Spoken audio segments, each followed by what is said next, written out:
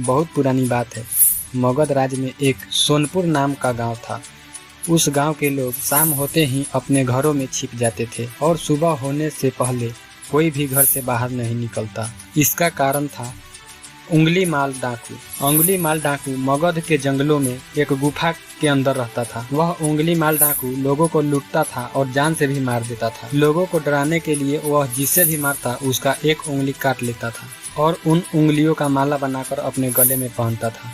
इसके लिए उसका नाम डाकू उंगली माल पड़ा। गांव के सभी लोग परेशान थे कि इस डाकू के आतंक से कैसे छुटकारा मिले। एक दिन गौतम बुद्ध उस गांव में आए। गांव के लोग उनकी आवभाव करने लगे। गौतम बुद्ध ने फिर देखे कि इस गांव में लोगों के अंदर किसी बात को लेकर दहशत फैली है। तब गौतम बुद्ध ने इस गाँव वालों से इसका कारण पूछा। यह सुनते ही गाँव वालों ने उंगली माल के आतंक का पूरा किस्सा सुनाया। फिर अगले दिन जैसे ही सुबह हुआ, बुद्ध ने जंगल की तरफ निकल पड़े। अब गांव वालों ने रोकने लगा। गांव वालों ने बहुत प्रयास किया गौतम बुद्ध को रोकने के लिए, लेकिन बुद्ध नहीं रुके। कहते हैं ना दोस्त, अपने मिशन में सफल होने के लिए आपको अपने लक्ष्य के प्रति एकचित भाव से समर्पित होना होगा।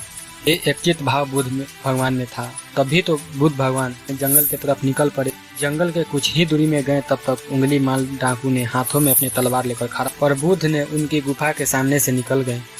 बुद्ध ने उंगली माल डाकू के गुफा की तरफ पलट के भी नहीं देखे। उंगली माल ने बुद्ध के पीछे दौड़ पड़ा, लेकिन बुद्ध के दिव्य प्रभाव के कारण वो बुद्ध को पकड़ नहीं पा रहा था। थक हार कर उसने कहा, रुको, तुम कौन हो? बुद्ध रुक गए और मुस्कुराकर बोले, मैं तो कब के रुक गया, पर तुम कब ये हिंसा रोकोगे? फिर उंगली माल ने बोला, सन्यासी, तुम्हें मुझसे डर नहीं लगता? सारा मगध मुझसे डरता है। तुम्हारे पास जो भी माला है उन्हें निकाल दो, वरना जान से मार दूंगा। मैं इस राज्य का सबसे बड़ा शक्तिशाली व्यक्ति हूँ। बुद्ध जरा भी नहीं डरे और बोले, मैं ये कैसे मान लूँ कि तू सबसे बड़ा राज्य का शक्तिशाली व्यक्ति हो? तुम्हें ये साबित करके दिखाना होगा। उंगली माल ने बोला, बताओ कैसे साबित करना होगा? तब बुद्ध ने बोले, उस पेड़ से 10 पत्तियां तोड़ कर लाओ। उंगली माल ने कहा, बस इतना ही बात? मैं तो पूरा पेड़ उखाड़ सकता हूँ।